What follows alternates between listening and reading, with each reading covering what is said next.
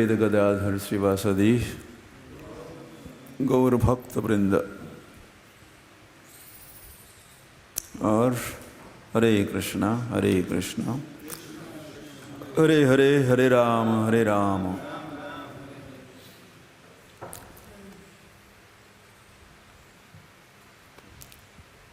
योगा कर्मसु कौशलम।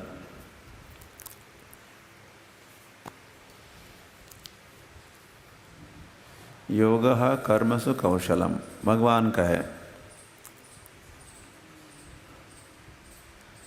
योग क्या है? जीने की कला है।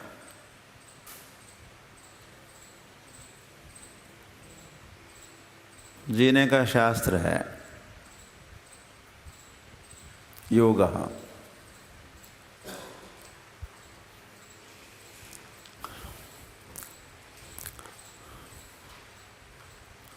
और this is very important, of course. Yoga कर्मसु कौशलम। योग एक कला है, योग एक शास्त्र है। किसका? जीने का, जीवन का। ये जीने की एक राह है, एक पद्धति है। It's a lifestyle. योग एक जीवन की पद्धति ही है जिसको हम कृष्ण भावना कहते हैं या कृष्ण कॉन्शियसनेस कहते हैं। या श्रील प्रभुपाद ने इस योगः कर्मसु कौशलम को ही कृष्ण कॉन्शियसनेस ऐसा नाम दिया, नामकरण किया। और फिर हो गई international society for Krishna consciousness. ऐसा समाज भक्तों का, ऐसा भक्तों का समाज जहाँ के भक्त योग पद्धति का अवलंबन करते हैं और उसी के साथ उसी से वे कृष्ण भावना भावित होते हैं, कृष्ण भावना भावित रहते हैं। तो योगः कर्मसु कौशलम के साथ साथ कृष्ण ये भी कहे हैं, योगस्थ कुरु कर्माणि। आप नोट करो, कुछ लिख भी रहे हैं, पता नहीं, मतलब यहाँ मेरे समक्ष जो बैठे हैं, बाकी इस तरफ ओके या मेंटल नोट्स। योगस्थ कुरु कर्माणि भगवान का है। कुरु कर्माणि, कुरु मतलब करो, कुरु मतलब करो। क्या करो? कर्माणि। कर्माणि मतलब सारे कर्म करो। कर्म ही नहीं, कर्म कर्मे कर्माणि बहुवचन में। तो सारे कर्म करो। कैसे करो सारे कर्म? योगस्थ, योग में स्थित होकर आप सारे कार्य करो।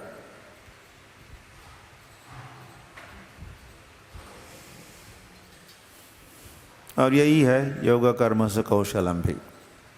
यही है जीने की कला या शास्त्र। योग है, फिर उसमें स्थित हो जाओ। योगस्थ, समझते ना? योगस्थ, योग में स्थित हो जाओ। योगी भव, इसीलिए भगवान कहे गीता में योगी भव। हे अर्जुन, तुम कौन बनो? योगी भव। वैसे दुनिया में उल्टा प्रचार है। क्या प्रचार है दुनिया में? भोगी भव। संसार का हर व्यक्ति, सांसारिक व्यक्ति, सारे फिर राजनेता, अभिनेता, शास्त्रज्ञ मंडली, ये सारे सभी का कहना है भोगी भव। तो देखो कैसे भगवान की विपरीत, भगवान करे योगी भव और दुनिया कहती है भोगी भव। और फिर हम कहते ही रहते हैं, शायद आप तक ये संदेश पहुंच चुका है, फिर भोगी से होते हैं रोगी, भोगी से होते हैं रोगी। बड़ा मंत्र है, छोटा ही है लेकिन महामंत्र जैसा, ये भी सत्य है।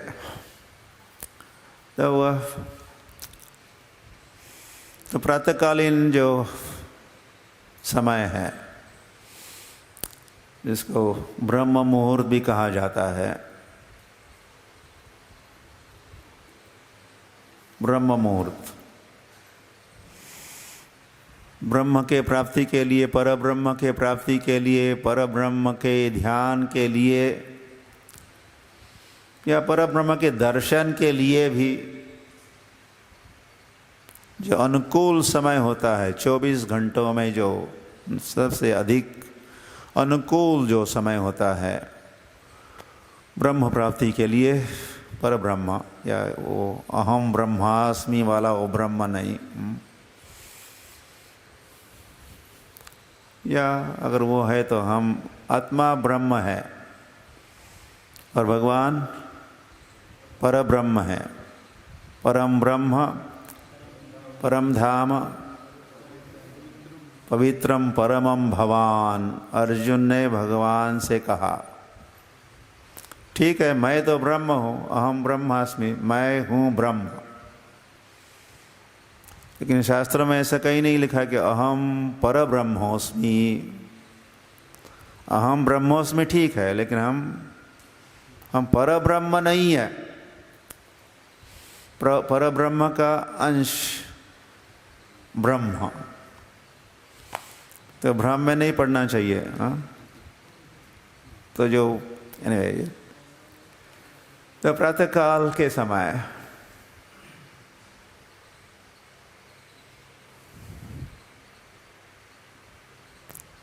जब सात्विकता भी छाई रहती है, प्रातःकाल में सात्विकता का प्राधान्य होता है। There's a predominance of mode of goodness morning में, दिन में राजसिकता और रात में तामसिक वृत्ति के लोग व्यस्त रहते हैं। तो प्रातःकाल का हमें पूरा लाभ उठाना चाहिए। क्या करने के लिए? योगस्थ, योग में स्थित होने के लिए। क्योंकि दिन भर हमें क्या करना है? कर्माणि, दिन भर कर्म करने हैं। तो हम दिन भर के सारे कर्म ठीक से या उचित कर्म करेंगे, या उचित भाव के साथ, उचित या सही समझ के साथ दिन भर के सारे कार्य हम संपन्न करेंगे, यदि प्रातःकाल में हमने क्या किया है? योगस्थ, हम योग में स्थित हुए हैं।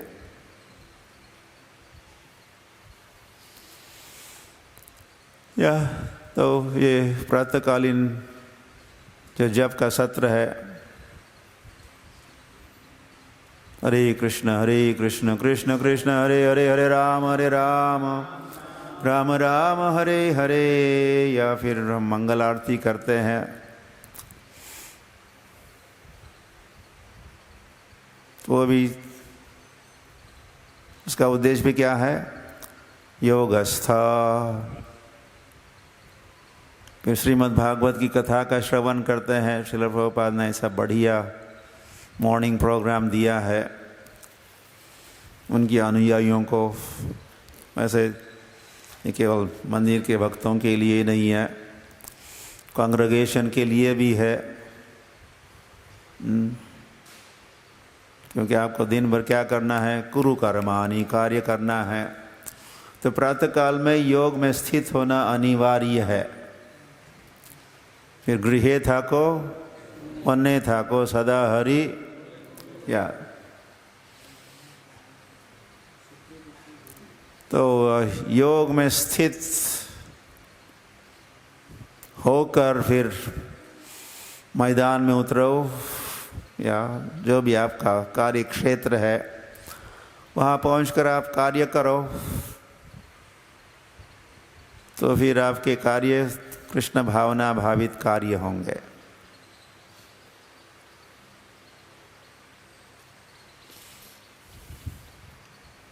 हरी हरी। तो वह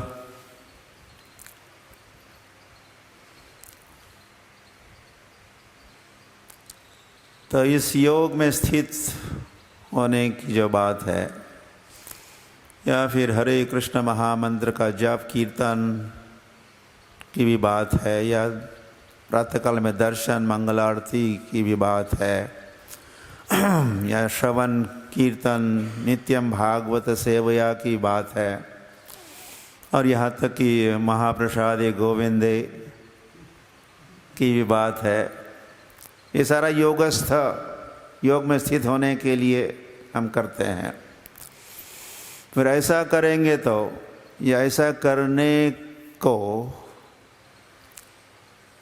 या कहा जाता है इन शब्दों में कि यह ऐसा कि हमने किया तो हमने इनॉकुलेशन हुआ। इनॉकुलेशन समझते? इनॉकुलेशन एक इंजेक्शन होता है। अगर कई महामारी फैली हुई है, कई प्लेग है, वायरस है, कई रोगों से ग्रस्त स्थान है, स्थल है या लोग है, वहाँ आपको जाके कुछ करना अनिवार्य है। आप डॉक्टर ही हो या आप नर्स हो या और कुछ वहाँ आपको करने का आपको कोई उत्तरदायित्व है। तो क्या ऐसे जो लोग होते हैं ऐसे स्थान पर पहुंचकर जिनको कार्य करना होता है, जहाँ सारी कई प्रकार की बीमारियाँ या कोई प्लेग या कोई ऐसा महामारी फैली हुई होती है, ऐसे लोगों को या डॉक्टर है या जो भी है, उनको क्या करते पहले स्वयं एक इंजेक्शन लेते हैं। वो बीमार तो नहीं है, वो स्वयं बीमार नहीं है, स्वयं रोगी नहीं है, लेकिन रोगग्रस्त स्थान पर जाकर उनको कुछ कार्य करना है। तो इसीलिए जाने के पहले वो एक इंजेक्शन लेते हैं। उस इंजेक्शन को इनॉकुलेशन कहा जाता है। तो ऐसा इनॉकुलेशन करके जो पहुंच जाता है रोगग्रस्त स्थान पर, तो फिर वहाँ के लोग या वातावरण के संपर्क में, सानिध्य में, संसर्ग में आने के उपरांत भी वे स्वयं जो उन्होंने इनॉकुलेशन किया हुआ है, ऐसा इंजेक्शन लेके वहाँ पहुँचे हैं, उनका कोई बिगाड़ नहीं सकता वहाँ का रोग, वहाँ के वायरस या वहाँ का प्लेग या वहाँ के या लोग भी जो स्वयं प्लेग से या वायरस से या किसी रोग से ग्रस्त है। आप समझ रहे? तो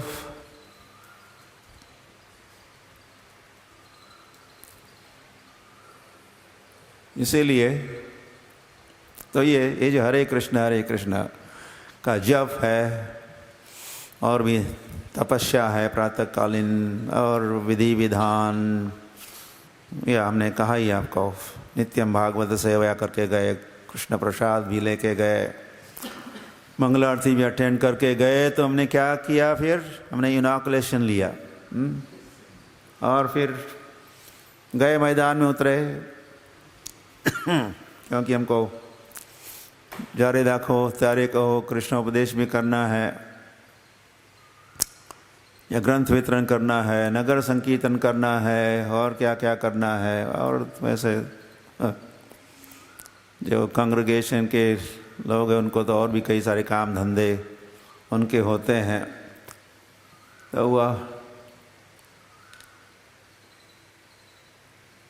तो वहाँ की जो स्थिति है, वातावरण है, कहीं रोग है, उससे फिर हम प्रभावित नहीं होंगे। We are safe. क्या करने से? योगस्थ, योगस्थ हुए हैं, फिर आप कुरु कर्माणि, कार्य करने के लिए आप तैयार हो।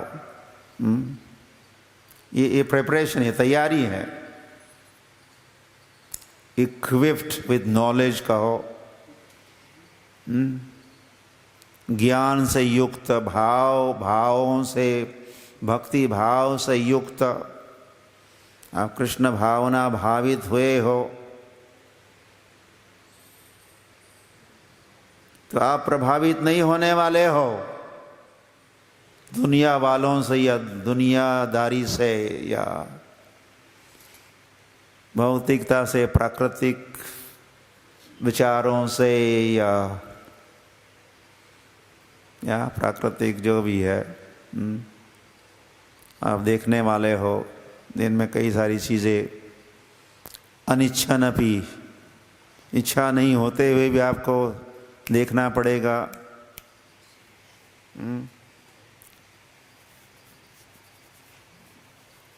उसे प्रभावित नहीं होंगे। हमने देखा एक समय बम्बई में, गर्मी के दिन थे जैसे अभी है, तो एक एडवर्टिजमेंट हमने देखी, उसमें एक जवान को देखा और जवान अपना सीना या छाती फाड़ के दिखा रहा था। तो हमने सोचा कोई हनुमान है क्या? लेकिन इस व्यक्ति के दिल में या हृदय में क्या देखा? जैसे लिम्का बॉटल।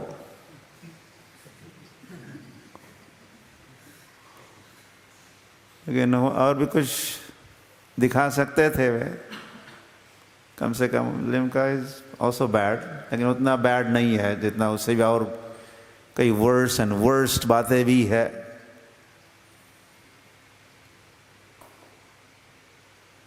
शराब की बोतल भी दिखा सकते थे, जो कईयों के मन में बसी होती है शराब, या फिर सारा संसार ही है, सारे पापाचारी है। तो उनके इन बातों से हम प्रभावित नहीं होंगे यदि हम क्या हुए हैं?